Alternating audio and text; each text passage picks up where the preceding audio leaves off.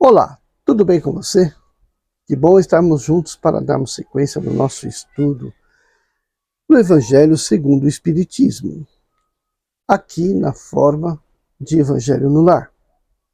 Eu sou o professor Wagner Klein. Sou professor de Física, terapeuta holístico e você está no canal Subnova Visão.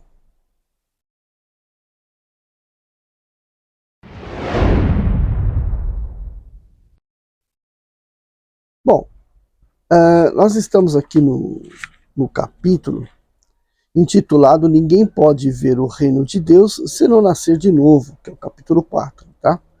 E o item Ressurreição e Reencarnação. De novo, né? Teve a introdução, agora tem esse item. E ele é um bocado extenso. Então, antes de começarmos, vamos fazer a nossa prece, vamos fazer a Ave Maria, para sintonizarmos com a espiritualidade superior. Ave Maria, cheia de graças, o Senhor é convosco, bendita sois vós entre as mulheres, e bendito é o fruto do vosso ventre, Jesus. Santa Maria, Mãe de Jesus, rogai por nós, vossos filhos, agora e por toda a eternidade. Amém.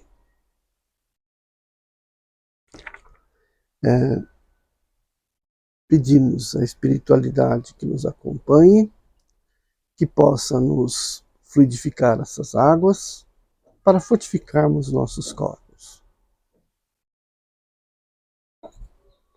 Vamos passar então para a leitura do item Ressurreição e Reencarnação. Parágrafo 4. A reencarnação fazia parte dos dogmas judeus, sob o nome de ressurreição. Somente os saduceus, que pensavam que tudo acabava com a morte, não acreditavam nela. As ideias dos judeus sobre essa questão, como sobre outras tantas, não estavam claramente definidas, porque só tinham noções vagas e incompletas sobre a alma e sua ligação com o corpo. Eles acreditavam que um homem podia reviver sem terem uma ideia precisa da maneira por que isso se daria, e designavam pela palavra ressurreição o que o Espiritismo chama mais justamente de reencarnação. Com efeito, a ressurreição supõe o retorno à vida do corpo do cadáver, o que a ciência demonstra ser materialmente impossível, sobretudo quando os elementos desse corpo já estão muito dispersos e consumidos. A reencarnação é a volta da alma ao espírito, à vida corpórea, mas num outro corpo novamente construído, que nada tem a ver com o corpo antigo. A palavra ressurreição podia assim aplicar-se a Lázaro, mas não a Elias, nem aos demais profetas. Se, portanto, segundo sua crença, João Batista era Elias, o corpo de João não podia ser o corpo de Elias, pois que João tinha sido criança e seus pais eram conhecidos. João podia ser, pois, Elias reencarnado, mas não ressuscitado. Parágrafo 5. E havia um homem dentre os fariseus, por nome Nicodemos, senador dos judeus.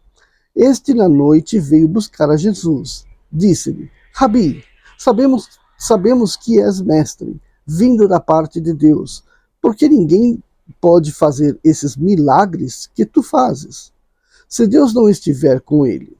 Jesus respondeu e lhe disse: na verdade te digo que não pode ver o reino de Deus senão aquele que renascer de novo. Nicodemos lhe disse: como pode um homem nascer sendo velho? Porventura pode entrar no ventre de sua mãe e nascer outra vez? Respondeu-lhe Jesus então: em verdade te digo, que quem não nascer da água e do Espírito não pode entrar no reino de Deus. O que é nascido da carne é carne, e o que é nascido do Espírito é Espírito. Não te maravilhes de eu te dizer que vos importa nascer de novo.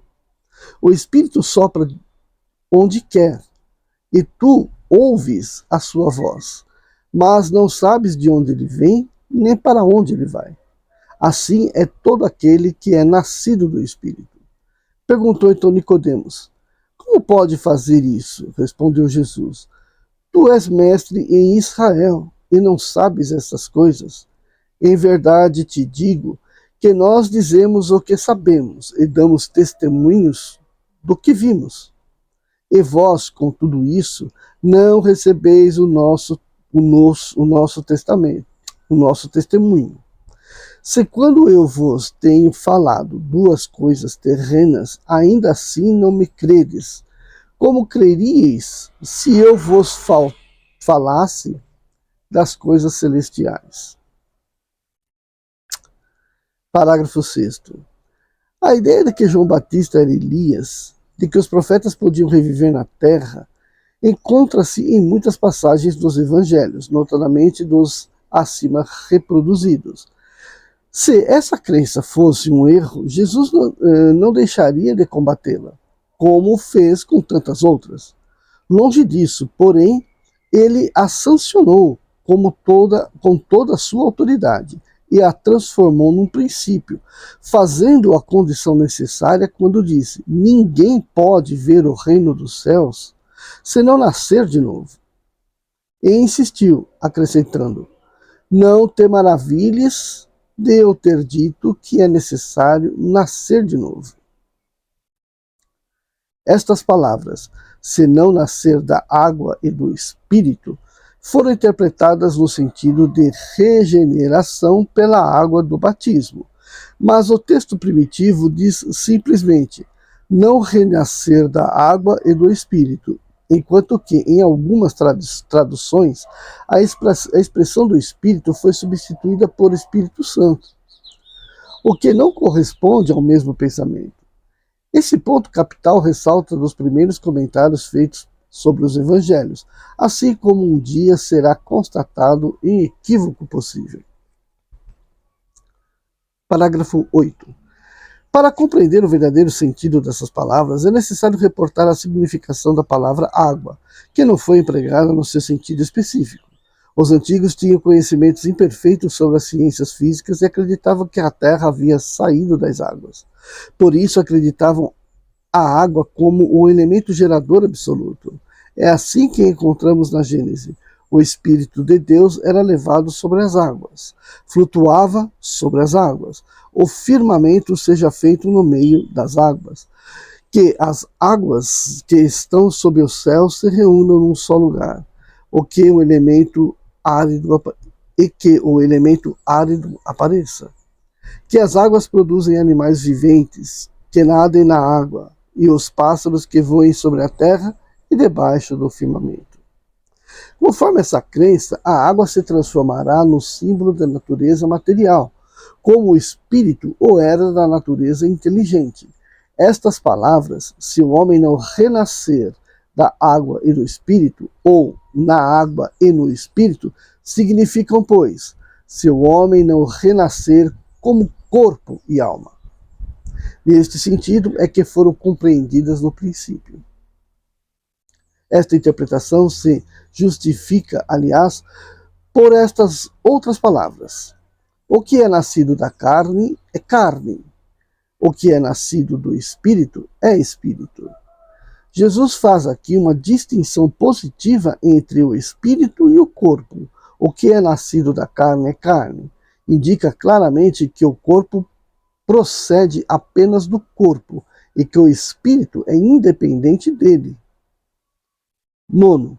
O espírito sopra onde quer e ouves a sua voz, mas não sabes de onde vem nem para onde vai.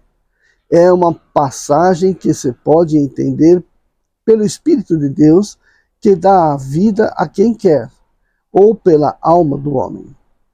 Nesta última acepção, a sequência, mas não sabes de onde vem nem para onde vai, significa que não se sabe o que se foi e o que será o Espírito. Se, pelo contrário, o Espírito ou alma fosse criado com o corpo, saberíamos de onde ele vem, pois conheceríamos o seu começo. Em todo caso, esta passagem é a consagração do princípio da pré-existência da alma e, por conseguinte, da pluralidade de existências.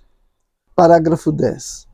Desde os tempos de João Batista até agora, o reino dos céus é tomado pela força, e os que fazem violência são os que o arrebatam. Porque todos os profetas e a lei, até João, profetizaram.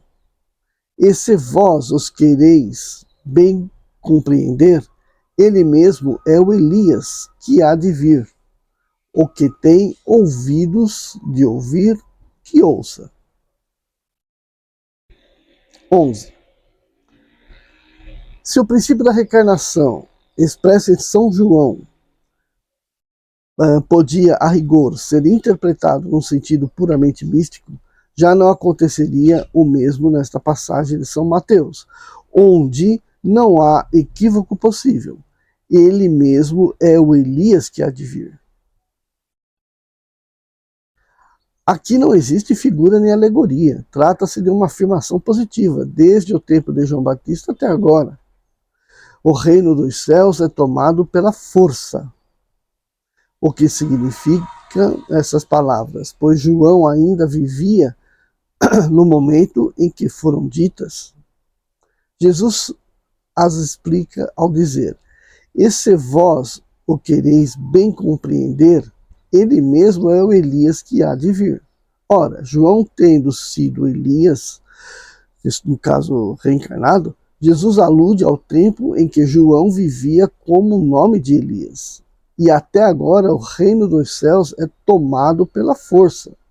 É outra alusão à violência da lei mosaica, que ordenava o extermínio dos infiéis, para a conquista da terra prometida, paraíso dos hebreus, enquanto que, segundo a nova lei, o céu é ganho pela caridade e pela brandura. A seguir acrescenta: o que tem ouvidos de ouvir, ouça. Essas palavras, tão frequentemente repetidas por Jesus, exprimem claramente que nem todos estavam em condições de compreender certas verdades. Parágrafo 12. Os teus mortos viverão, os meus, a quem tiraram a vida, ressuscitarão. Despertai e cantai louvores, vós os que habitais no pó, porque o orvalho que cai sobre vós é orvalho de luz, e arruinareis a terra e o reino dos gigantes. 13º parágrafo. Essa passagem de Isaías é também bastante clara. Os teus mortos viverão. Se o profeta tivesse querido falar da vida espiritual, se tivesse querido dizer que os mortos não estavam mortos em espírito, teria dito: ainda vivem e não viverão. Do ponto de vista espiritual, essas palavras seriam um contrassenso, pois implicariam uma interrupção na vida da alma, no sentido de regeneração moral, seriam a negação das penas eternas, pois estabelecem o princípio de que todos os mortos reviverão. 14. Quando o homem morreu uma vez, e seu corpo separado do espírito é consumido, em que se torna ele? Tendo o homem morrido uma vez, poderia ele reviver de novo? Nesta guerra em que me encontro todos os dias de minha vida, estou esperando que chegue a minha mutação. Quando o homem morre, perde toda a sua força e expira. Depois, onde está ele? Se o homem morre, tornará a viver? Esperarei todos os dias do meu combate, até que chegue a minha transformação? Quando o homem está morto, vive sempre. Findando-se os dias da minha existência terrestre, esperarei, porque a ela voltarei novamente. 15. O princípio da pluralidade das existências está claramente expresso nessas três versões. Não se pode supor que Job quisesse falar da regeneração pela água do batismo, que ele certamente não conhecia. Eu disse Job, né? Mas deve ser Job, né? O Job. Tendo o homem morrido uma vez, poderia ele reviver de novo? A ideia de morrer uma vez e reviver implica a de morrer e reviver muitas vezes. A versão da igreja grega é ainda mais explicativa, mais explícita, se possível. Findando-se os dias de minha existência terrestre, esperarei, porque a ela voltarei novamente. Quer dizer, eu voltarei à existência terrena. Isso é tão claro como se alguém dissesse, saio de casa, mas a ela voltarei. Nesta guerra em que me encontro todos os dias de minha vida, estou esperando que chegue a minha mutação. Job quer falar, evidentemente, da luta que sustenta contra as misérias da vida. Ele espera a sua mutação, ou seja, ele se resigna. Na versão grega, a expressão esperarei parece antes aplicar-se à nova existência. Findando-se os dias da minha existência terrestre, esperarei, porque a ela voltarei novamente. Job parece colocar-se após a morte no intervalo que separa a existência de outra e dizer que ali esperará o seu retorno. Parágrafo 16. Não é, pois, duvidoso que, sob o nome de ressurreição, o princípio da reencarnação fosse uma das crenças fundamentais dos próprios judeus, e que ela foi confirmada por Jesus e pelos profetas de maneira formal, donde se segue que negar a reencarnação é renegar as palavras do Cristo. Suas palavras um dia constituirão autoridade sobre este ponto, como sobre muitos e muitos outros, quando forem meditadas sem partidarismo. 17. A essa autoridade da natureza religiosa virá juntar-se no plano filosófico a das provas que resultam da observação dos fatos. Quando os efeitos se quer remontar às causas, a reencarnação aparece como uma necessidade absoluta, uma condição inerente à humanidade. Em uma palavra, como uma lei da natureza. Ela se revela pelos seus resultados, de maneira, por assim dizer, material, como o motor oculto se revela pelo movimento que produz. Somente ela pode dizer ao homem de onde ele vem, para onde ele vai e por que se encontra na Terra, e justificar todas as anomalias e todas as injustiças aparentes da sua vida.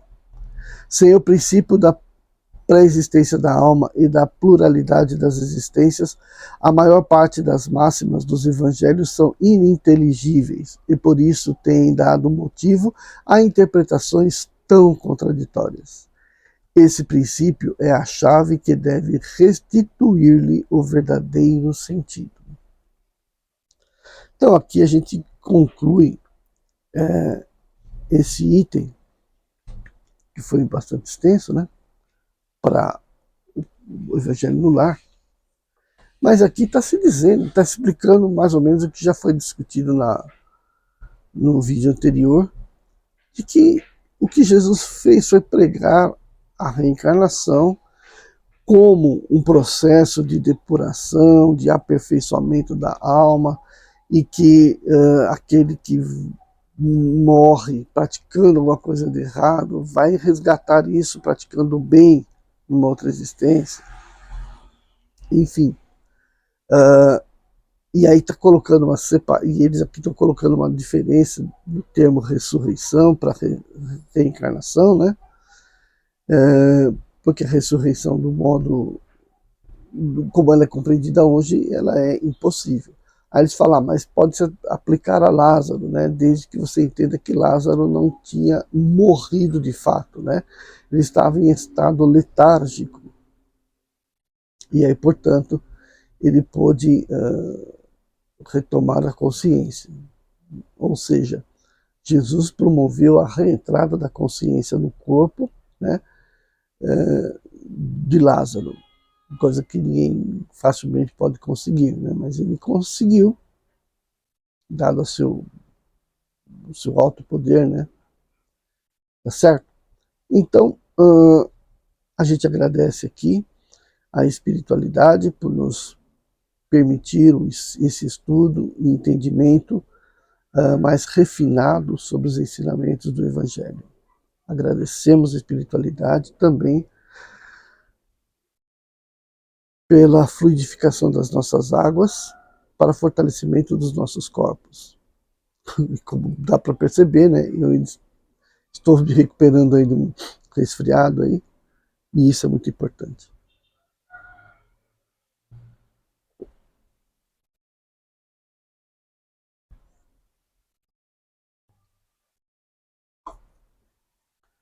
Então, vejo você no nosso próximo Evangelho.